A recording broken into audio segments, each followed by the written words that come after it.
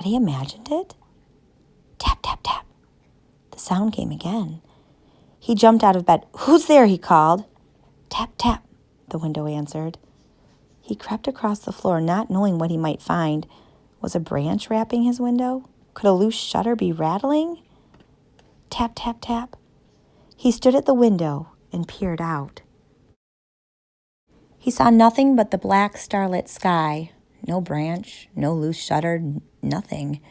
Tap, tap. He strained his eyes to see better, but all he saw was the night. Tap, tap, tap, tap. He swung open the window.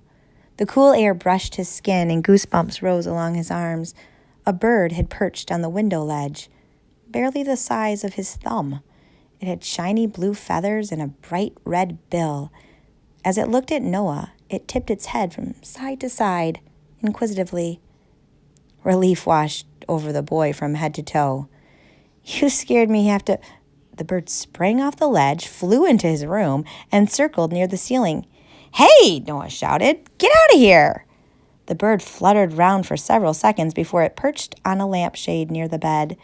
It snapped its head back and forth, staring at Noah, as if it expected something. "Out!" Noah ordered. "Get out!"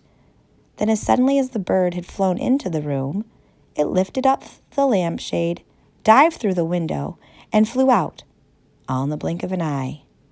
Good! Noah brushed his hands together, happy to be done with the bird. But as he walked toward the window to close it, the winged creature darted back in. "Get out!" I said. The bird continuously circled near the ceiling. Each time it veered overhead, Noah jumped up and tried to snag it out of the air. After his fifth or sixth jump, he noticed that the bird was clutching something in its tiny talons, a piece of paper. A moment later, the bird dropped the paper into the hollow of Noah's pillow, headed for the window, and perched on the sill. Puzzled, Noah stared at the bird. He watched its beady eyes dart from his face to the paper, reminding him of the way his grandmother would restlessly wait for someone to unwrap a present. Its expression said, "Well, this was given to you for a reason." The paper on his pillow was wrinkled and torn, and it looked as though it had spent a week in a puddle. He picked it up and flattened the creases to reveal a funny-looking monkey with bushy eyebrows, a tuft of hair growing on its chin, and a long tail.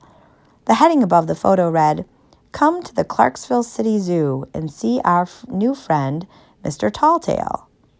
Noah had seen Mr. Talltail at the zoo many times. He certainly wasn't a new arrival. This was an old flyer. "What's going on?" Noah turned toward the bird. The bird was gone. Noah looked back at the paper. Mr. Talltail stared at him with wide, worried eyes, and Noah read it again.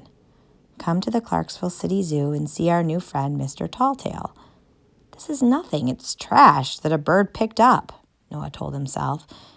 But he had read about birds acting as messengers and delivering notes to people. "Don't be dumb," Noah muttered. "We have email these days. Besides, this paper doesn't have a message. There's not a—" He peered at the heading.